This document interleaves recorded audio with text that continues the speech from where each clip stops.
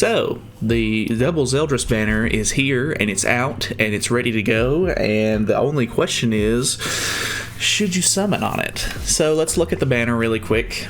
I think most of you already know what you're going to do. Whether or not you need my help, here it is. So, you got double Zeldris, obviously.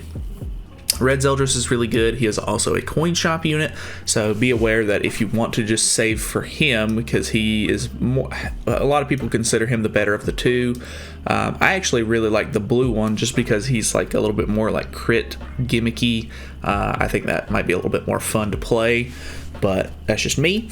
Obviously, they are the rate up characters. There is a ton of just random crap in the banner, though, unfortunately. So this is they just really want to chalk, a whole bunch of stuff that you don't want in these. But obviously he's got a rate up, so your chances of getting him should be better. Obviously, sometimes luck isn't going to be so grateful with you. But yeah, Zeldris is a really cool character. A lot of people really like him, so I would completely understand if people wanted to summon on him. But just be aware that next week is most likely going to be Gloxinia, because she's got an outfit for the current event that's going on, so that pretty much guarantees her to be the next week's banner. And then after that, I'm assuming we're probably going to get the new collab that just came out on JP with King of Fighters. So if you want to go for collab units, be aware that you probably want to skip this and save your gems for that, and then maybe just pick up Red Zeldris in the coin shop whenever he comes out. I know it takes a couple of weeks and people get impatient, but I mean, this is going to be your better way of just saving gems and getting more out of that, because obviously the collab characters are not going to be nearly as easy to get, especially after it ends, because who knows whether or not it will come back.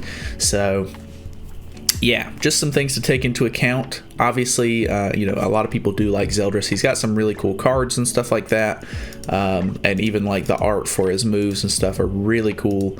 So it's really up to you. I don't want to try to like tell you not to do it just to summon on the collab, especially like if you don't know anything about the collab. Like I'm not a King of Fighters fan. I don't know what any of the stuff is on it, but I want the characters just for my account. Whether or not I actually know who they are is completely irrelevant to me. So I don't know. That's pretty much it, though. Just make sure that you personally either want the character if you're going to summon, don't care about the collab maybe, so that way you can save some gems for that if you do want to summon on the collab. If not, feel free, go in, because this is probably one of the more sought after banners as far as the commandments go. So I completely understand. Other than that, though, I know a lot of like free-to-play players are already like saving up for Goddess Liz. I think it's a little early for that, but then again, there's no telling when it'll come out. Obviously, New Year's seems to be the most likely for people. That's the one that everybody's kind of speculating on.